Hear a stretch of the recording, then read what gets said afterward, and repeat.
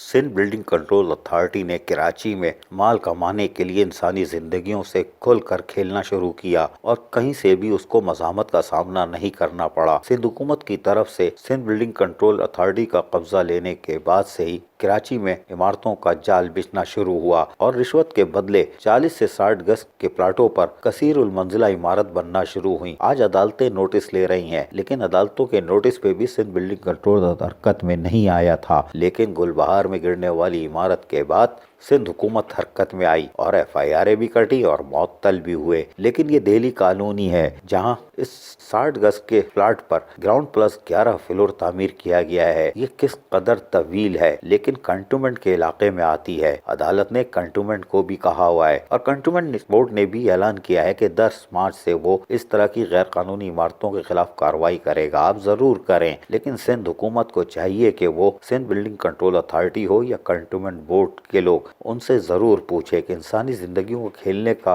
ایسا سوچا بھی کیوں گیا کہ یہ عمارت خود بتا رہی ہے کہ مال کے چکر میں کس طرح لوگوں نے آنکھیں بند کی۔ لیکن یہ عمارت یقیناً وزیر بلدیات کے لیے تمغہ حسن کارکردگی ہو سکتی ہے، کیونکہ یہ ایوارڈ کی طرح ہے اور آپ نے خوش نہیں کیا۔ کیا یہ آپ کنٹونمنٹ کی ہے تو کوئی بات نہیں، لیاری ہو یا لیاقت آباد یا ناظم آباد یا پاپوش کے علاقے، اس طرح کے تمغہ حسن کارکردگی کے ایوارڈ بالکل تیار ہے، بس صرف موقع کا انتظار ہے۔ عزیز عارف، KBS بلدیاتی نیوز، کراچی۔